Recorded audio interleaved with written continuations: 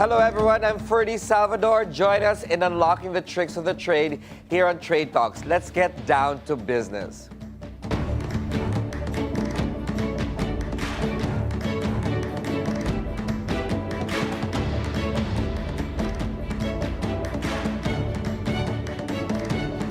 Foreign labels may dominate the fashion industry, but if you want to stand out, you might want to check out Lokal Home and Art Fashion, that is. The creative minds behind the brand are mother and filmmaker Concepcion or Connie, Macatuno, and her son Caxantino Corona. Lokal Home Art and Fashion sources its embroidered materials from beading from Tausug, Bagobo, and Tboli indigenous women.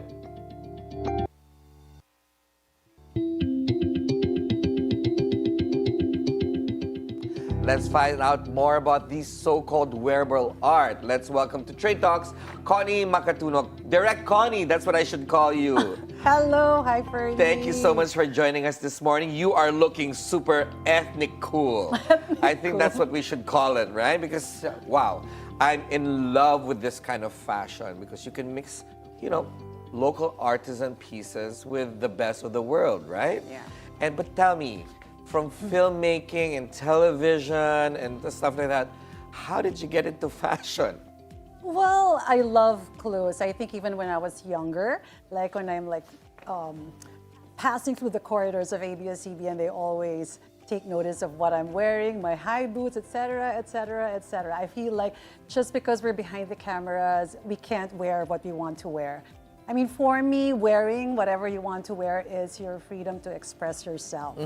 And so as a woman in an industry where there's a lot of men, this is the only way that I It's your armor. Yes. It's the only way that I would be able to express myself on a daily basis. Yes. And so it transcended to that. And then later on when I had my child and he grew up, he was growing up as a toddler, he said, I want to have an empire.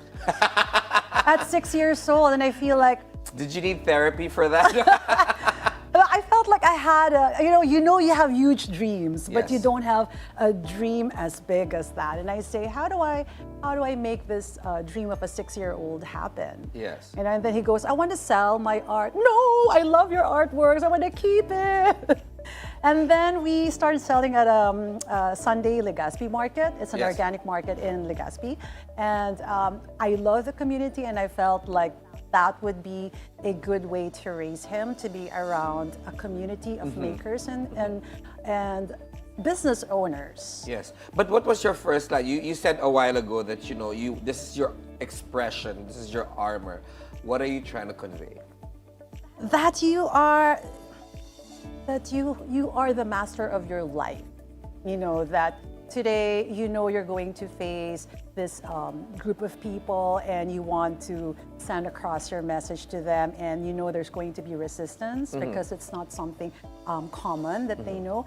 So what you do is you prepare yourself so that you're happy regardless of the turnout. Yes, but with your outfit today, and I didn't know you, and you're walking in a mall, I would literally stop and possibly talk to you. Because it looks amazing. So when you and Caxantino started in the Legazpi market, what were the first items or garments that you guys put out there? So I made hand-painted t-shirts and cards. I don't wear t-shirts. I wear tank tops, I wear jackets, but I don't wear round neck t-shirts. But as you know, as a mother, as a single mother, it's kind of expensive to keep on buying clothes for a young boy, and they outgrow. I have a daughter, and can I tell you how much I've spent? So they keep on they grow fast, and so I need to keep up with the growth and to keep on buying clothes. And I said, I want to make you clothes. And also because I like handmade things, like when I was young, I used to make like those sculptures, cards, I make t-shirts. I wanted to stand out in a way amongst a group of people where everybody else wears the same thing. And so I said, we're going to make hand-painted shirts and those cards of his artworks. Yes. Because I love receiving, snail mail handwritten notes. Nice. But from there, obviously, you grew. You are social media savvy No, and I'm famous. But how did you get into like the Bagobos, the Tausugs, and other honorable tribes in the Philippines with their artistry? So when we started with our business, we kept on joining, pop-ups, and I was still trying to find out where we fit, where's our niche under the sun, and where we fit. And so we came across, Tita Marites. Pineda, yes. She's famous. Yeah. She came across my brand in World Trade, and she said, you should be in our pop-up. And so I joined Maarte and then Artifino. And it's a homegrown, I'd say, an Artifino homegrown brand. Why? Right. Because mostly they helped us brands to grow and see who our market is and how we can improve our products, because they send us to seminars and workshops. Right. Did you travel, Connie? Did you travel to different parts of the Philippines to get fabrics or inspiration from your designs with the Bagobos, Tausugs, and what other tribes did you work with? So I call it the cultural communities.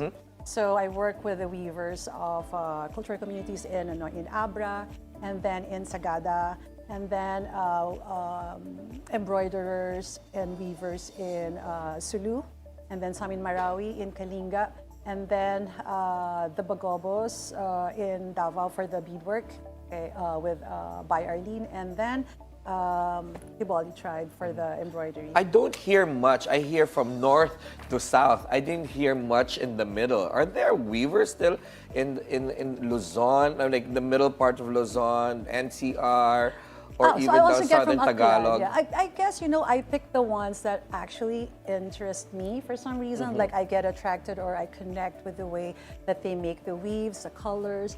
I see the way that they make the texture of it. That's what attracts me to it. I still have a lot to learn and to go around Luzon, Visayas, and Mindanao. There's a lot, except that I can cover only so much. When you get from a cultural community, you keep on getting from them because they will message you and say, Ma'am, pwede na ba kaming maghabi uli? Or meron na ba kaming pwedeng iburda? Because that's their source of livelihood. Yes. I'm a small business entity, and so I feel like I have to keep on rolling my funds, and I can't keep on getting a lot from all of the cultural communities, but as much as I can, I do. But I hope after this exposure, you're going to be busy calling them this time. Guys, I need more. But since you mentioned Sagada, you mentioned Abra, you mentioned Kalinga, do you know the differences? Can you distinguish the differences with their craft? But this is just my perception of it, okay? Yes. Like when I see the Sagada weave, I see that it's kind of thick and it's tightly knit because of the weather, I guess, when they make the weave. It's logical. Yeah. And also because I feel like that's their nature too. They hunt, and so they're more like, I call them warriors. I know, because the way that they make the weave, it's hard to cut through it. It's really, it's difficult. Yes. And it serves the purpose of the weather, which is cold. For the Abra weave, it's sort of like, I guess because of their nature too, they're kind of, I find it light-hearted. And so the weaves are like more comfy, airy.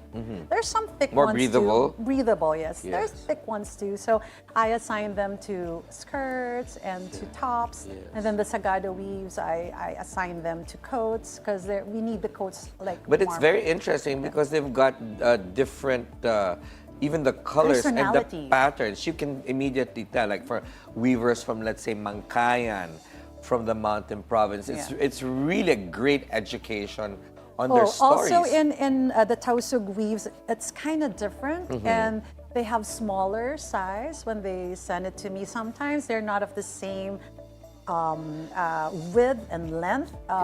We're still trying to work on making it like more standardized. I guess it's because of the loom size. Yeah, because it's hand loomed. Yes, and from the waist also. It's a back strap. Back strap loom, stuff like that. That's with Marawi. I think they're more on the back strap. Yeah, there's a lot of backstrap looms, and of course, I've got friends such as Brian Yap over in Lepanto, in Mangkayan, that supports these things, and he's actually had the bigger looms made so that they can make blankets and home accessories. Talking about home accessories, what have you discovered around the archipelago, which you obviously intentionally looked at, and what did you create? So it's Lokal Home Art Fashion. So we begin with our DNA, which is art. My son's art is what I that you didn't want to sell. that I curate in there. So whatever art you see in there, he's the one who made it. And then the home, because most of the time we hang our artwork or display our work in the house. But this time I wanted to be like more of a wearable art. So the fashion, and then in the home, if it's like beautiful, like the chairs, the chair that's being shown right now, I'll take that home. Yeah, I want to make it functional, but at the same time, a conversation starter. Like somebody gets into your home or your office, and then it sort of like break the ice. Like if you're a lawyer and you have like it's a conversation piece. Yeah. And those are like in that video. It's a combination of different weaves from Kabangkalan, from Abra, and some Japanese kimono, because I love those vintage Japanese kimono on the armrest, which I want to put in there. And how was the reception of your clientele? I'm grateful that they understand it, they like it, they appreciate it, and they see the value of the work that I put into it. Like there's energy, I guess, when they see it or when they try it on or when they sit on it, they feel. From their feedback, they feel happy, they feel joyful, and I guess that's part of what we make when we put energy into it. Instead of because it's handmade, there's a transfer of energy to someone who purchases it. Yes, I guess. Like again, going back to your outfit, because if you separate these pieces and wear, let's say, a designer piece from, let's say, Italy, it still completely works. You know what I mean? I think it transcends labels. I think it's more of how you really put it together. It's more adventure rather than being stuck in a cubbyhole of fashion. I think I want the audience or my clients to explore their creativity, and they have their existing pieces in their closet, and I want them to mix and match them. So that they still feel the joy of what they used to have before and these new pieces together. Right. We see your piece being used in your other craft, which is filmmaking, your movies. Has that increased demand? Surprisingly, yes. Like when we started doing, so this is my advocacy, and I've been like dreaming of putting it together with my other love, which is directing for TV and film. But then there wasn't a need before, until we made the Broken Marriage Vow in 2022 when it aired. And because we had to localize a BBC Dr. Foster franchise into something like very Filipino. And so I thought of curating 20 designers to make the look. I mean, it was kind of difficult to get a person to style it together, so I ended up styling it as well. Well, because I don't want this is the look I want. Okay, forget your stylist. This is what I'm going to put out there. No, but they helped. They really helped me in providing the other elements to put in there, because we mixed it with existing products already in the industry. And so the good thing is that it did not look like it's Linggo ng Wika. It did not look like it's sauna. Like it's wearable. And that's where I really want to push it into, like wearing Filipino clothes on a daily basis. But Direct Connie, let's get back to that in a little bit. We're going to take a short breather. Trade Talks will be right back.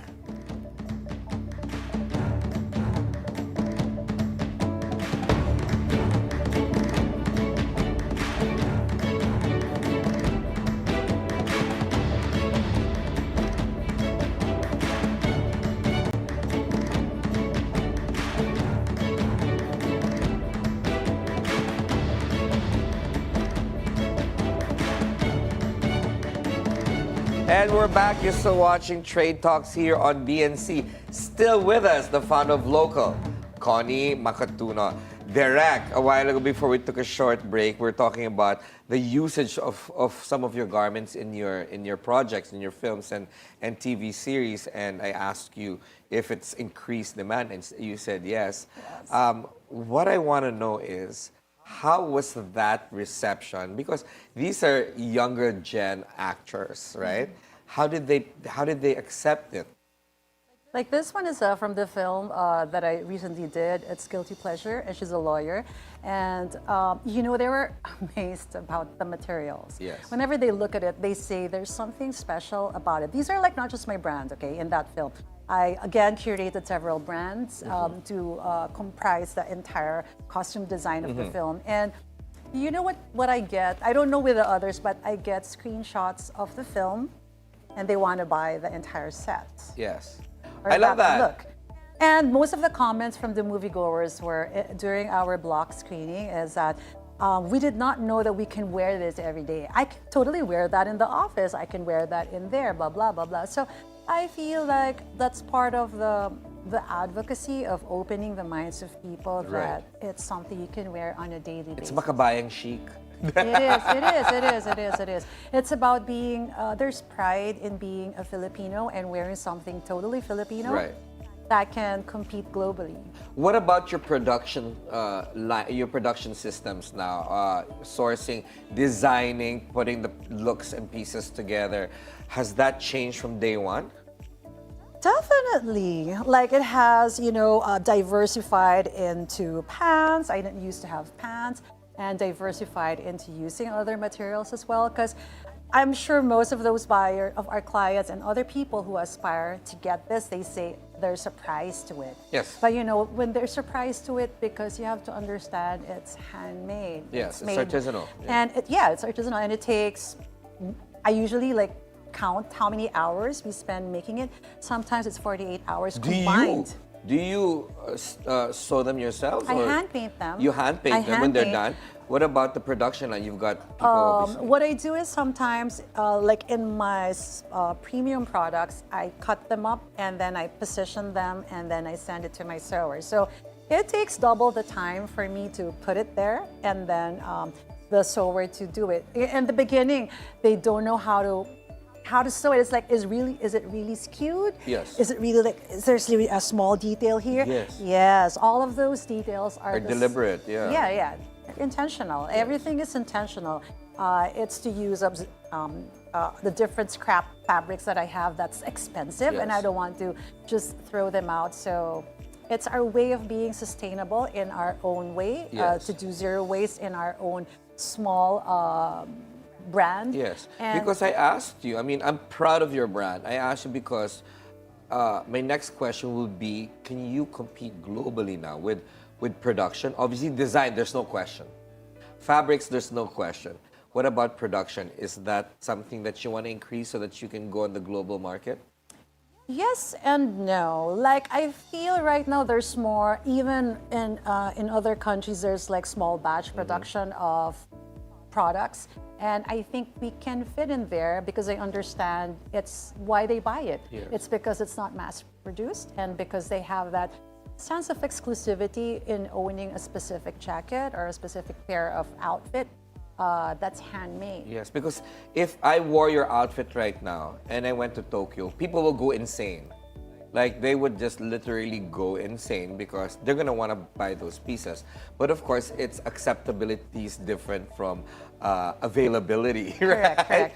So, do you have any plans in the next couple of years to expand your production? Yes, we are beginning to scale it, and there's plans to be in a mainstream platform on a regular basis for everyone to be able to access the product. Yes. What about the other cultural communities? Are there communities that you have yet to discover, or there's a lot. any of these communities on your like target list? I want to do for this year and next year. Actually, I want to do a road trip. Actually, yeah. That's what I plan to do and to document that road trip. I think I should go with you on this road trip and document it with you. It's going to be a lot of fun. that's what I wanted to, because it's also part of looking at how their community is and the ethics of the community. Like, it's not just about earning money from weaving and somebody else says, hey, copy this and shows your product, but it's not their brand, and do this kind of weave for me. Right. It's really, instilling that to them as well, and being able to educate slowly. It's hard to say educate, let's just bring it out there so they understand that.